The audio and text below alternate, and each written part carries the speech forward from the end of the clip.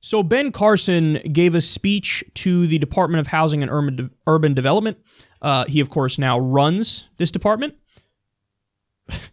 But he went on to shove his foot directly in his mouth and say something that's right up there with some of his dumbest comments. Go through that museum on Ellis Island and look at the pictures of all those people who are hanging up there from every part of the world, many of them carrying all their earthly belongings in their two hands, not knowing what this country held for them. Look at the determination in their eyes. People who work not 5 days a week, but 6 or 7 days a week. Not 8 hours a day, but 10, 12, 16 hours a day. No such thing as a minimum wage. They work not for themselves,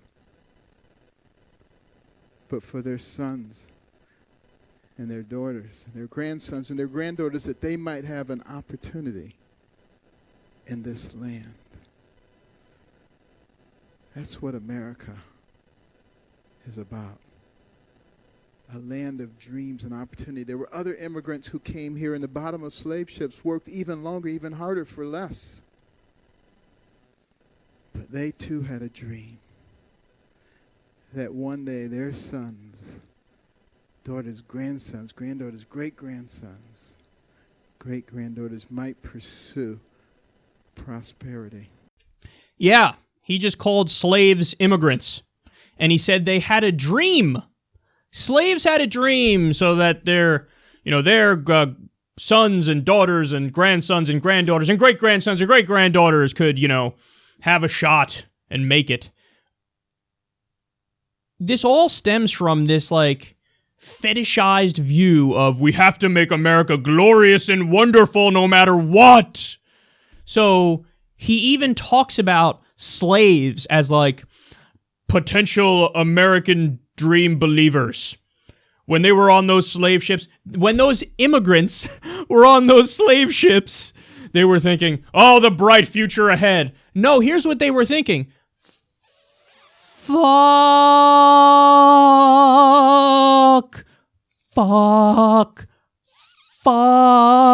Here I am, captured, human fucking chattel, property, spat on, viewed as dispensable, a ridiculous condition where I'm the same as a chair, I'm the same as a dog, I can be bought and sold, I have no freedom, I have no liberty, I want to get out of this situation, I want to be free, that's what I want to be. I want to be my own person and make my own decisions, not get dragged from somewhere in chains, thrown on the bottom of a boat, shipped off to a country I didn't want to go to and never thought of, and have these assholes who whip me and tell me what to do every second of the day. He takes that and spins it and says, these immigrants came here with a dream. It all stems from this idea of we have to portray America as good and noble and just and great in every situation ever.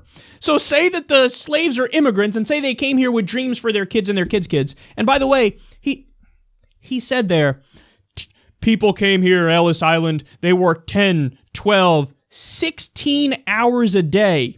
No such thing as a minimum wage to make it better for the next generation.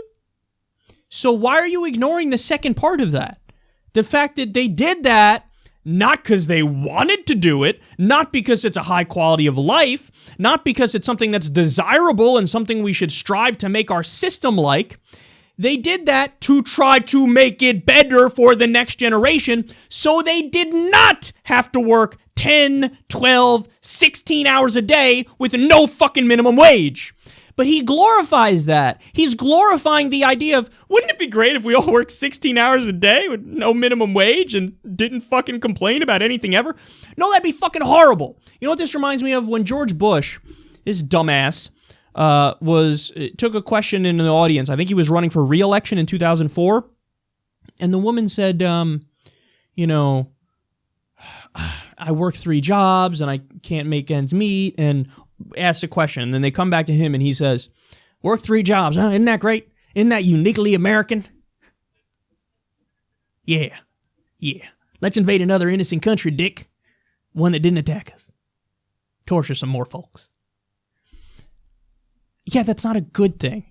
But in the minds of these goofy, doctrinaire, far-right, Kool-Aid drinking ideologues, spin it all.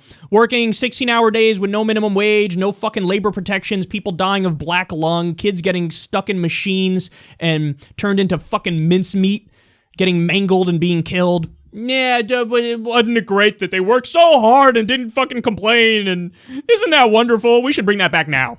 You know, the immigrants who came here on slave ships. What they really were, they were going to a resort and they would lay on a beach with a mojito and they would have free healthcare and all these great things. And, you know, it was wonderful that they were fucking property.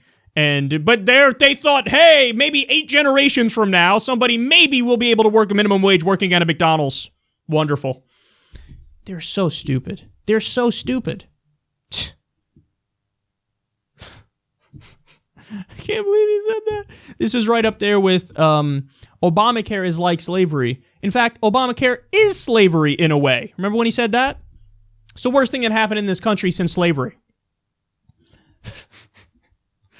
One of the worst things is Ben Carson being the head of Housing and Urban Development. And by the way, there's another part of this which you didn't see there, where he goes on in his speech to, like, the core of it was we shouldn't have protection for certain communities. Like, we shouldn't have anti-discrimination protection for the LGBTQ community. We shouldn't have it based on race. So the head of Housing and Urban Development is like, yeah, basic anti-discrimination protections, but don't want them. And let me tell you about how slaves should be thanking us because they were immigrants who thought about a bright future or something, and 16-hour days are great, no minimum wage. Man, wouldn't it be great when people didn't complain and they just shut the fuck up and acted like property to their owners? No, Ben, it wasn't great. It was horrible.